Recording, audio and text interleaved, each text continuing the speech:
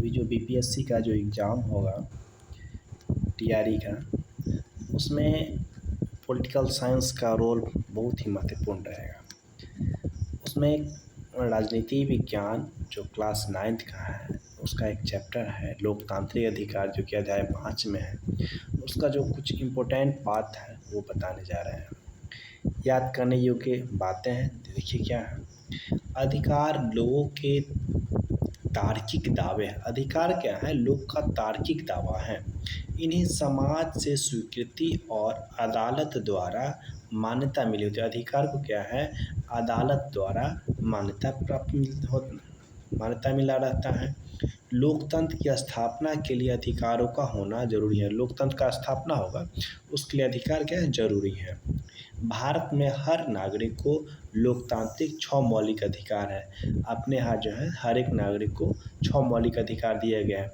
लेकिन इसमें पूछ देगा जो मूल रूप से कितना था, तो मूल रूप से 7 मौलिक अधिकार था, जिसमें 7वां नंबर पर था संपत्ति के अधिकार, जो कि 44वां संविधान संशोधन 1978 में संपत्ति के अधिकार को हटा के उसको कानून अधिकार में रख दिया गया था, जो कि अनुच्छेद 300 के क में है।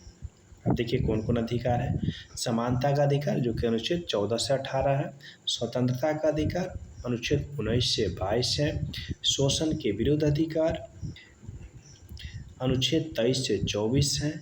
धार्मिक स्वतंत्रता का अधिकार अनुच्छेद 25 से 28 है। शैक्षिक व सांस्कृतिक अधिकार अनुच्छेद 29 से 30 है। संवैधानिक उपचारों का अधिकार अनुच्छेद 32 है। डॉक्टर भीमराव अम्बेडकर ने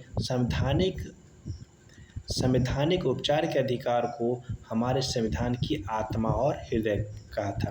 पूछ देगा जे कौन सा अधिकार को डॉक्टर अम्बेडकर ने आत्मा और हृदय कहा था, तो आपको बताना पड़ेगा अनुच्छेद 32 संवैधानिक उपचारों का अधिकार। भारत सरकार ने 1993 में मानवाधिकार आयोग गठित किया। भारत सरकार जैसे मानवाधिकार का कब गठन हुआ था, तो 1993 में। उस टाइम में क्या था, तो 14 राज्य में राज्य मानवाधिकार आयोग था। 6 से 14 वर्ष तक के सभी बच्चों को मुफ्त व अनिवार्य शिक्षा दिलाना सरकार की क्या है? जिम्मेदारी है। देखिए क्या है, अनुच्छेद 14 में है विधि के समक्ष समानता। अनुच्छेद 15 में है मूल धर्म, मूल वंश, जाति, लिंग या जन्म स्थान के आधार पर विभेद का प्रतिषेध। अनुच्छेद 16 में है लोक नियोजन के विषय में अवसर की समता। अनुच्छेद 17 में है अस्पृश्यता का अंत और अनुच्छेद 18 में है उपाधियों का अंत।